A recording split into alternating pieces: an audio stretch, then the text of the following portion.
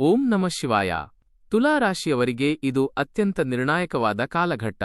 April 7ರಿಂದ 12ರವರೆಗಿನ ಈ ಸಮಯವು ನಿಮ್ಮ ಬದುಕಿನಲ್ಲಿ ನೂತನ ವಿಚಾರಗಳು, ಕೆಲವು ಕಠಿಣ ಸವಾಲುಗಳು ಮತ್ತು ಅಪರೂಪದ ಸುಸಂದರ್ಭಗಳನ್ನು ಹೊತ್ತು ತರಲಿದೆ. ಪ್ರತಿಯೊಬ್ಬರ ಜೀವನದ ಪಥದಲ್ಲಿ ಬರುವಂತೆ ನಿಮಗೂ ಕೆಲವು ಅಲ್ಪ ಅಡೆತಡೆಗಳು ಎದುರಾಗಬಹುದು. ಆದರೆ ಆ ಸವಾಲುಗಳನ್ನು ನೀವು ಎದುರಿಸುವ ರೀತಿ ನಿಮ್ಮ ಏಳಿಗೆಯನ್ನು ನಿರ್ಧರಿಸುತ್ತದೆ.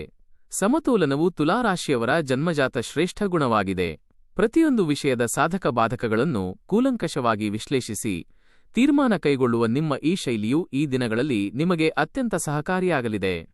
ವಿಶೇಷವಾಗಿ ಸಂಸಾರ, ವೃತ್ತಿ ಮತ್ತು ಆರ್ಥಿಕ ಸ್ಥಿತಿಗತಿಗಳ ನಡುವೆ ನೀವು ಸಮಾನವಾದ ದೃಷ್ಟಿಕೋನವನ್ನು ಹೊಂದಿರಬೇಕು. ಈ ದಿನಗಳಲ್ಲಿ ಅನೇಕ ತುಲಾರಾಶಿಯವರು ತಮ್ಮ ಮುಂದಿನ ಭವಿಷ್ಯದ ಬಗೆಗಿನ ಗಂಭೀರ ಚಿಂತನೆಯಲ್ಲಿ ಮುಳುಗಿರುತ್ತಾರೆ. ಪ್ರಗತಿಗಾಗಿ ಯಾವ ಪಥವನ್ನು ಆರಿಸಿಕೊಳ್ಳುವುದು ಉತ್ತಮ ಎಂಬ ಪ್ರಶ್ನೆಗಳು ನಿಮ್ಮನ್ನು ಕಾಡುತ್ತಿರುತ್ತವೆ. ಇದು ಒಂದು ಶುಭಲಕ್ಷಣವೇ ಆಗಿದೆ, ಏಕೆಂದರೆ ಉನ್ನತ ಸ್ಥಾನಕ್ಕೇರಲು ಮೊದಲು ಚಿಂತನೆಗಳಲ್ಲಿ ಪಾರದರ್ಶಕತೆ ಇರಬೇಕು. ನೀವು ಮಾಡುತ್ತಿರುವ ಕಾರ್ಯವು ಎಷ್ಟೇ ನಗಣ್ಯವೆನಿಸಿದರೂ ಅದರಲ್ಲಿ ಸಂಪೂರ್ಣ ಬದ್ಧತೆ ಇರಲಿ. ಕೆಲವರು ಈ ಅವಧಿಯಲ್ಲಿ ವಿಷಣ್ಣರಾಗಬಹುದು ಮತ್ತು ಗತಕಾಲದ ಘಟನೆಗಳನ್ನು ಸ್ಮರಿಸಿ ವ್ಯಥೆಪಡಬಹುದು. ಆದರೆ ನೆನಪಿಡಿ, ಭೂತಕಾಲವು ಕೇವಲ ನಮಗೆ ದಾರಿದೀಪವಾಗಬಲ್ಲ ಪಾಠವಷ್ಟೇ, ಅದು ನಮ್ಮ ಮುಂದಿನ ಬೆಳವಣಿಗೆಯನ್ನು ತಡೆಯಬಾರದು. ನಾವು ಹಳೆಯದನ್ನು ಮರೆತು ಮುನ್ನಡೆದರೆ ಮಾತ್ರ ಜೀವನ ಮುಂದುವರಿಯಲು ಸಾಧ್ಯ.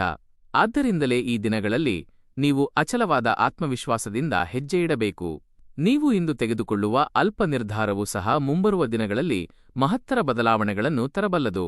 ಉದಾಹರಣೆಗೆ, ಯಾವುದಾದರೂ ಹೊಸ ವಿಷಯದ ಜ್ಞಾನ ಪಡೆಯಲು ನೀವು ಮುಂದಾಗಬಹುದು.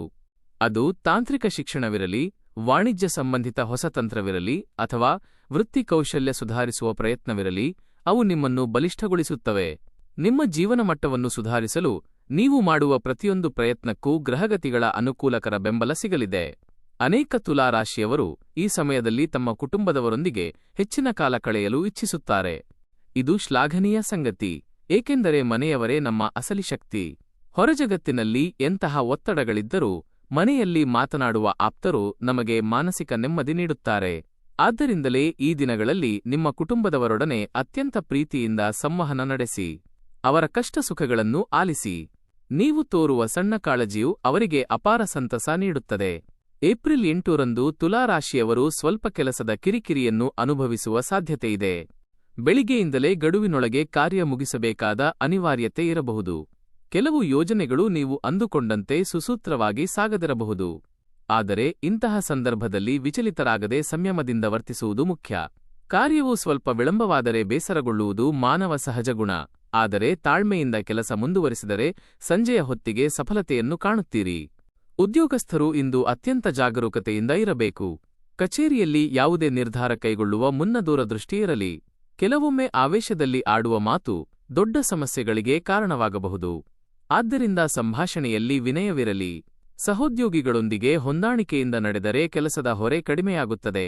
ವ್ಯಾಪಾರಸ್ಥರಿಗೆ ಹೊಸ ಆಲೋಚನೆಗಳನ್ನು ಕಾರ್ಯಗತಗೊಳಿಸಲು ಇದು ಸಕಾಲ. ದೀರ್ಘಕಾಲದ ಯೋಜನೆಯನ್ನು ಪ್ರಾರಂಭಿಸುವ ಹಂಬಲ ಬಲಗೊಳ್ಳುತ್ತದೆ. ಆದರೂ ಆತುರದಲ್ಲಿ ಹೆಜ್ಜೆ ಇಡುವ ಮುನ್ನ ಮಾರುಕಟ್ಟೆಯ ಸ್ಥಿತಿಗತಿ ಅರಿಯಿರಿ. ಬಂಡವಾಳ ಹೂಡಿಕೆ ಮತ್ತು ವೆಚ್ಚದ ನಡುವೆ ನಿಖರವಾದ ಜ್ಞಾನವಿರಲಿ. ಆರ್ಥಿಕವಾಗಿ ಇಂದು ಸಾಧಾರಣ ದಿನ. ಅನಿರೀಕ್ಷಿತ ಲಾಭವಿಲ್ಲದಿದ್ದರೂ ಗಂಭೀರ ನಷ್ಟವೂ ಸಂಭವಿಸದು. ಅನಗತ್ಯ ಖರ್ಚುಗಳಿಗೆ ಕಡಿವಾಣ ಹಾಕುವುದು ಬುದ್ಧಿವಂತಿಕೆ. ಕುಟುಂಬದ ಅವಶ್ಯಕತೆಗಳಿಗಾಗಿ ಅಥವಾ ಮನೆಯ ವಸ್ತುಗಳಿಗಾಗಿ ಸ್ವಲ್ಪ ಹಣ ವ್ಯಯವಾಗಬಹುದು. ಅದು ಅನಿವಾರ್ಯವಾದರೂ ಖರ್ಚು ಮಾಡುವ ಮೊದಲು 2 ಬಾರಿ ಯೋಚಿಸುವುದು ಹಿತಕರ. ಆರೋಗ್ಯದ ಕಡೆಗೆ ಗಮನ ಹರಿಸುವುದು ಅತೀ ಮುಖ್ಯ. ದೈಹಿಕ ಬಳಲಿಕೆಯು ನಿಮ್ಮನ್ನು ಕಾಡಬಹುದು. ಕೆಲಸದ ಒತ್ತಡದಿಂದಾಗಿ ಶರೀರ ಆಯಾಸಗೊಳ್ಳಬಹುದು. ಆದ್ದರಿಂದ ನಡುವೆ ಸ್ವಲ್ಪ ವಿಶ್ರಾಂತಿ ಪಡೆಯಿರಿ. ಮಿತ ಆಹಾರ ಮತ್ತು ಸಮರ್ಪಕ ಜಲಸೇವನೆ ನಿಮ್ಮ ಆರೋಗ್ಯವನ್ನು ಕಾಪಾಡುತ್ತದೆ. ಸಂಜೆಯ ವೇಳೆಗೆ ಮನಸ್ಸಿಗೆ ತುಸು ಸಮಾಧಾನ ನೀಡುವಂತಹ ಒಂದು ಸತ್ಸುದ್ದಿಯನ್ನು ಕೇಳುವಿರಿ. ಆಪ್ತರಿಂದ ಅಥವಾ ಗೆಳೆಯರಿಂದ ಬರುವ ಒಂದು ಸಣ್ಣ ಮಾಹಿತಿಯು ನಿಮ್ಮನ್ನು ಹರ್ಷತುಂದಿಲರನ್ನಾಗಿ ಮಾಡುತ್ತದೆ. ಏಪ್ರಿಲ್ 9ರ ದಿನವು ತುಲಾರಾಶಿಯವರಿಗೆ ತುಸು ಸುಧಾರಿತ ದಿನವಾಗಿರುತ್ತದೆ. ಮನಸ್ಸಿನ ಮೇಲಿದ್ದ ಸಂಕೋಲೆಗಳು ಕಳಚಿ ಸ್ವಲ್ಪ ಶಾಂತಿ ಕಾಣುವಿರಿ. ಹೊಸ ಉತ್ಸಾಹದೊಂದಿಗೆ ದಿನವು ಆರಂಭವಾಗಲಿದೆ. ಕೆಲವು ದಿನಗಳಿಂದ ತಡೆಯಲಾಗಿದ್ದ ಕೆಲಸಗಳು ಇಂದಿನಿಂದ ಪುನರಾರಂಭಗೊಳ್ಳುವ ಸಾಧ್ಯತೆಯಿದೆ. ವಿಶೇಷವಾಗಿ ಹಣಕಾಸಿನ ಬಿಕ್ಕಟ್ಟುಗಳು ಸ್ವಲ್ಪ ಶಮನವಾಗಲಿವೆ. ಬಾಕಿ ಬರಬೇಕಿದ್ದ ಹಣವು ಇಂದಿನ ದಿನದಲ್ಲಿ ನಿಮ್ಮ ಕೈ ಸೇರಬಹುದು. ಅದು ದೊಡ್ಡ ಮೊತ್ತವಲ್ಲದಿದ್ದರೂ ನಿಮ್ಮಲ್ಲಿ ಆತ್ಮವಿಶ್ವಾಸವನ್ನು ಹೆಚ್ಚಿಸುತ್ತದೆ. ಉದ್ಯಮಿಗಳಿಗೆ ಕಿಂಚಿತ್ತು ಲಾಭದಾಯಕ ದಿನವಿದು. ನಿಮ್ಮ ಕಠಿಣ ಪರಿಶ್ರಮದ ಪ್ರತಿಫಲವು ಗೋಚರಿಸಲಾರಂಭಿಸುತ್ತದೆ. ನೌಕರರಿಗೆ ಇದು ಅನುಕೂಲಕರ ಸಮಯ. ನಿಮ್ಮ ಕಾರ್ಯವೈಖರಿಯನ್ನು ಅಧಿಕಾರಿಗಳು ಗಮನಿಸುವ ಸಾಧ್ಯತೆಯಿದೆ. ದೊಡ್ಡ ಪುರಸ್ಕಾರಗಳಿಗಿಂತ ಅಲ್ಪ ಮೆಚ್ಚುಗೆಯೂ ನಮಗೆ ಸ್ಫೂರ್ತಿ ನೀಡುತ್ತದೆ. ಇಂದು ಅಂತಹ ಪ್ರೋತ್ಸಾಹ ನಿಮಗೆ ಸಿಗಲಿದೆ. ಗೃಹಕೃತ್ಯಗಳಲ್ಲಿ ಸಂತೋಷ ನೆಲೆಸಲಿದೆ. ಮನೆಯವರೊಡನೆ ಹಗುರವಾದ ಹಾಸ್ಯ ಮತ್ತು ಸಮಾಲೋಚನೆಗೆ ಸಮಯ ಸಿಗಲಿದೆ. ಇದರಿಂದ ಮಾನಸಿಕವಾಗಿ ನಿರಾಳರಾಗುವಿರಿ. ಅನಿರೀಕ್ಷಿತವಾಗಿ ಆತ್ಮೀಯ ಸಂಬಂಧಿಕರನ್ನು ಭೇಟಿ ಮಾಡುವ ಯೋಗವಿದೆ. ಇದು ನಿಮಗೆ ಮಾನಸಿಕ ಉಲ್ಲಾಸ ನೀಡುತ್ತದೆ. ಪ್ರೇಮ ಮತ್ತು ಸಂಬಂಧಗಳ ವಿಚಾರದಲ್ಲಿ ಇಂದು ಸ್ಪಷ್ಟವಾದ ಪಾರದರ್ಶಕತೆ ಬರಲಿದೆ. ಮನಸ್ಸಿನ ಆಳದಲ್ಲಿದ್ದ ಭಾವನೆಗಳನ್ನು ಹಂಚಿಕೊಳ್ಳಲು ಇದು ಒಳ್ಳೆಯ ಸಮಯ.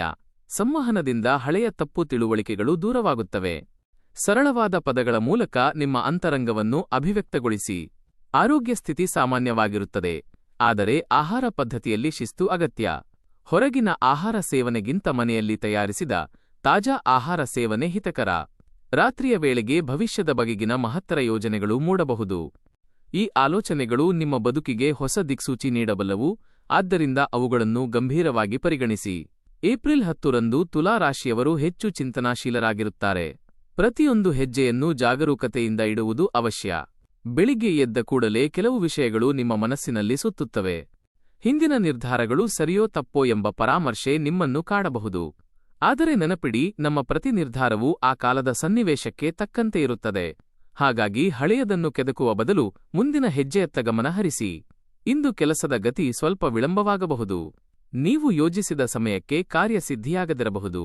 ಇದಕ್ಕೆ ನಿಮ್ಮ ತಪ್ಪಿಗಿಂತ ಸನ್ನಿವೇಶಗಳೇ ಕಾರಣವಾಗಿರುತ್ತವೆ, ಹಾಗಾಗಿ ತಾಳ್ಮೆ ಕಳೆದುಕೊಳ್ಳಬೇಡಿ. ಕಚೇರಿಯಲ್ಲಿ ಸಹೋದ್ಯೋಗಿಗಳ ಟೀಕೆಗಳಿಗೆ ತಲೆಕೆಡಿಸಿಕೊಳ್ಳಬೇಡಿ. ಸಣ್ಣಪುಟ್ಟ ಅಸಮಾಧಾನಗಳು ಉಂಟಾಗಬಹುದು. ಅಂತಹ ವೇಳೆ ಮೌನವಾಗಿರುವುದು ಅತ್ಯುತ್ತಮ. ಕೆಲವು ಸಮಯದ ನಂತರ ಸತ್ಯವೇ ಹೊರಬರುತ್ತದೆ. ವ್ಯಾಪಾರಸ್ಥರು ತಮ್ಮ ಲೆಕ್ಕಾಚಾರದಲ್ಲಿ ಪಾರದರ್ಶಕವಾಗಿರಲಿ. ಆದಾಯ ಮತ್ತು ವೇದ ಪಟ್ಟಿಯನ್ನು ಸರಿಯಾಗಿ ಅರ್ಥಮಾಡಿಕೊಳ್ಳಿ.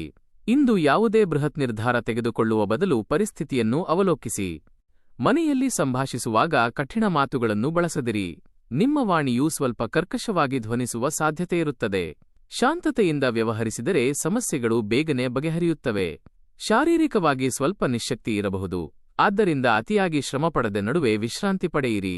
ಸಂಜೆ ದೇವಸ್ಥಾನದ ಭೇಟಿ ಅಥವಾ ಸ್ವಲ್ಪ ಸಮಯದ ಧ್ಯಾನವು ನಿಮಗೆ ಅಗಾಧವಾದ ನೆಮ್ಮದಿಯನ್ನು ತರುತ್ತದೆ.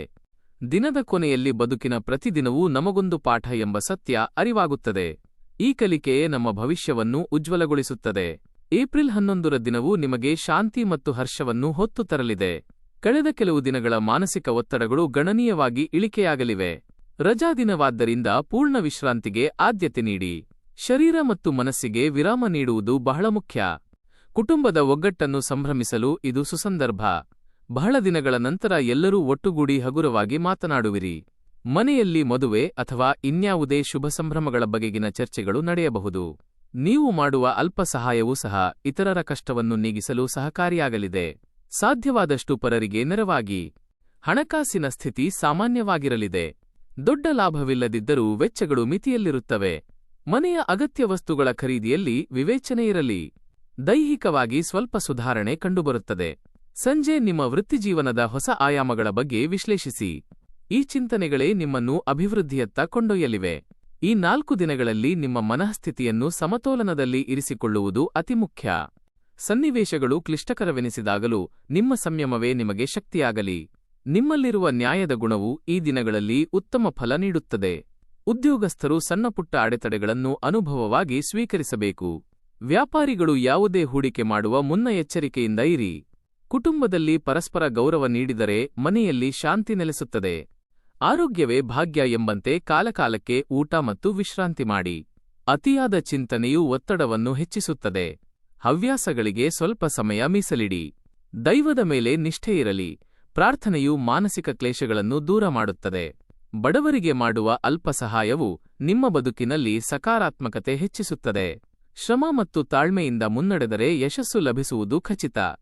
ಉದ್ಯೋಗ ಮತ್ತು ವೃತ್ತಿಗೆ ಸಂಬಂಧಿಸಿದ ಬದಲಾವಣೆಗಳ ಬಗ್ಗೆ ಗಂಭೀರವಾಗಿ ಚಿಂತಿಸುವಿರಿ. ನಾನು ಮಾಡುತ್ತಿರುವುದು ಸರಿಯೇ ಎಂಬ ಪ್ರಶ್ನೆ ಮೂಡುವುದು ಸಹಜ. ಇದು ಹೊಸ ಆರಂಭದ ಮುನ್ನುಡಿಯಾಗಬಹುದು. ಉದ್ಯೋಗಾಕಾಂಕ್ಷಿಗಳಿಗೆ ಉತ್ತಮ ಮಾಹಿತಿಗಳು ಲಭ್ಯವಾಗಲಿವೆ. ಆದರೆ ಯಾವುದೇ ನಿರ್ಧಾರ ತೆಗೆದುಕೊಳ್ಳುವ ಮುನ್ನ 10 ಬಾರಿ ಯೋಚಿಸಿ. ಈಗಾಗಲೇ ಕೆಲಸದಲ್ಲಿರುವವರು ಶಿಸ್ತನ್ನು ಅಳವಡಿಸಿಕೊಳ್ಳಿ. ಮೇಲಧಿಕಾರಿಗಳ ವಿಶ್ವಾಸ ಗಳಿಸಲು ಇದು ಒಳ್ಳೆಯ ಕಾಲ. ಮಾರುಕಟ್ಟೆಯ ಬೇಡಿಕೆಗಳನ್ನು ಗಮನಿಸಿ ನಿಮ್ಮ ವ್ಯವಹಾರವನ್ನು ರೂಪಿಸಿಕೊಳ್ಳಿ. ಹೊಸ ಉದ್ಯಮ ಆರಂಭಿಸುವವರು ಅನುಭವಿಗಳ ಮಾರ್ಗದರ್ಶನ ಪಡೆದರೆ ಹಿತಕರ. ನಿಮ್ಮ ಆರ್ಥಿಕ ಪರಿಸ್ಥಿತಿಯನ್ನು ಸುಧಾರಿಸಲು ಹಣದ ಸರಿಯಾದ ನಿರ್ವಹಣೆ ಅತ್ಯಗತ್ಯ. ಆದಾಯದ ಹೊಸ ಮೂಲಗಳ ಬಗ್ಗೆ ಚಿಂತಿಸಿ. ಹಿಂದಿನ ಖರ್ಚುಗಳ ಬಗ್ಗೆ ಮರುಗುವ ಬದಲು ಈಗ ಅದನ್ನು ಹೇಗೆ ಸರಿಪಡಿಸಬಹುದು ಎಂಬುದರ ಮೇಲೆ ಗಮನಹರಿಸಿ. ಸಣ್ಣ ಉಳಿತಾಯವು ಭವಿಷ್ಯದ ದೊಡ್ಡ ಶಕ್ತಿಯಾಗಲಿದೆ. ಹೂಡಿಕೆಗಳ ಬಗ್ಗೆ ನೀವೇ ಅಧ್ಯಯನ ಮಾಡಿ ತೀರ್ಮಾನಿಸಿ. ತುಲಾರಾಶಿಯವರಿಗೆ ಸಂಬಂಧಗಳೇ ಆಸ್ತಿ. ಪ್ರೀತಿಪಾತ್ರರೊಂದಿಗೆ ಹಂಚಿಕೊಳ್ಳುವ ಸಂತೋಷವೇ ಬದುಕಿನ ಸಾರ್ಥಕತೆ. ಮನೆಯಲ್ಲಿನ ಸಣ್ಣಪುಟ್ಟ ತಪ್ಪು ತಿಳುವಳಿಕೆಗಳನ್ನು ಕ್ಷಮೆಯ ಗುಣದಿಂದ ಹೋಗಲಾಡಿಸಿ. ಹಿರಿಯರ ಮಾತುಗಳನ್ನು ಗೌರವಿಸುವುದರಿಂದ ಸನ್ಮಾರ್ಗ ದೊರೆಯುತ್ತದೆ. ದಾಂಪತ್ಯ ಜೀವನದಲ್ಲಿ ಮಧುರತೆ ಹೆಚ್ಚಿಸಿಕೊಳ್ಳಲು ಪರಸ್ಪರ ಅರಿವು ಮುಖ್ಯ. ಪ್ರೇಮಿಗಳು ತಮ್ಮ ಅಂತರಂಗದ ಭಾವನೆಗಳನ್ನು ಮುಕ್ತವಾಗಿ ಹಂಚಿಕೊಳ್ಳಿ. ಬಹಳ ದಿನಗಳಿಂದ ಕಾಣದ ಹಳೆಯ ಸ್ನೇಹಿತರ ಭೇಟಿಯಾಗುವ ಸಂಭವವಿದೆ. ಆರೋಗ್ಯವನ್ನು ಎಂದಿಗೂ ಅಲಕ್ಷಿಸಬೇಡಿ. ಸದೃಢ ಶರೀರವಿದ್ದರೆ ಮಾತ್ರ ಸಕಲ ಗುರಿ ಸಾಧನೆ ಸಾಧ್ಯ. ಮನಸ್ಸಿನ ನೆಮ್ಮದಿಗಾಗಿ ಗ್ಯಾಜೆಟ್ಗಳ ಬಳಕೆಯನ್ನು ಕಡಿಮೆ ಮಾಡಿ ಪ್ರಕೃತಿಯೊಂದಿಗೆ ಸಂಪರ್ಕ ಸಾಧಿಸಿ. ಸಂಗೀತ ಅಥವಾ ಲಲಿತ ಕಲೆಗಳಂತಹ ಹವ್ಯಾಸಗಳಲ್ಲಿ ತೊಡಗಿಕೊಳ್ಳುವುದು ಮಾನಸಿಕವಾಗಿ ವಿಶ್ರಾಂತಿ ನೀಡುತ್ತದೆ. ಈ ಕಾಲಘಟ್ಟದ ಅಂತ್ಯದಲ್ಲಿ ಒಂದು ಶ್ರೇಷ್ಠ ಸಂದೇಶ ಲಭಿಸಲಿದೆ. ಜೀವನವು ಪ್ರತಿದಿನವೂ ಹೊಸ ಪಾಠ ಕಲಿಸುತ್ತದೆ. ಎಂತಹ ಕಠಿಣ ಸನ್ನಿವೇಶಗಳಿದ್ದರೂ ಅವು ನಿಮ್ಮನ್ನು ಸುಧಾರಿಸಲು ಬಂದಿರುತ್ತವೆ. ನಿಮ್ಮಲ್ಲಿರುವ ತಾಳ್ಮೆ ಮತ್ತು ನ್ಯಾಯದ ಗುಣಗಳು ನಿಮ್ಮ ಬದುಕನ್ನು ಸುಂದರಗೊಳಿಸುತ್ತವೆ. ದೈವದ ಮೇಲೆ ನಂಬಿಕೆಯಿರಲಿ. ಬೆಳಿಗ್ಗೆ ಎದ್ದ ಕೂಡಲೇ ಶುಭ ಸಂಕಲ್ಪ ಮಾಡಿ. ಹಿರಿಯರ ಆಶೀರ್ವಾದದೊಂದಿಗೆ ದಿನ ಆರಂಭಿಸಿ. ನಿಸ್ವಾರ್ಥ ಸೇವೆ ಮತ್ತು ಒಳ್ಳೆಯ ಆಲೋಚನೆಯು ನಿಮ್ಮ ಜೀವನದಲ್ಲಿ ಸಕಾರಾತ್ಮಕ ಬದಲಾವಣೆ ತರುತ್ತದೆ. ನಿಮ್ಮ ನಿರಂತರ ಪರಿಶ್ರಮಕ್ಕೆ ತಕ್ಕ ಪ್ರತಿಫಲ ಭವಿಷ್ಯದಲ್ಲಿ ಖಂಡಿತ ಸಿಗಲಿದೆ. ಈ ವಿವರಣೆಯು ನಿಮ್ಮ ಬಾಳಿಗೆ ದಾರಿದೀಪವಾಗಲಿ ಎಂದು ಆಶಿಸುತ್ತೇನೆ. ಈ ಮಾಹಿತಿ ಇಷ್ಟವಾದಲ್ಲಿ ಪ್ರೋತ್ಸಾಹಿಸಿ. ನಿಮ್ಮ ಆಪ್ತರೊಡನೆ ಈ ಸುದ್ದಿಯನ್ನು ಹಂಚಿಕೊಳ್ಳಿ. ನಮ್ಮೊಂದಿಗೆ ಸದಾ ಸಂಪರ್ಕದಲ್ಲಿರಲು ಚಂದಾದಾರರಾಗಿ. ದೇವರ ಕೃಪೆ ಸದಾ ನಿಮ್ಮ ಮೇಲಿರಲಿ.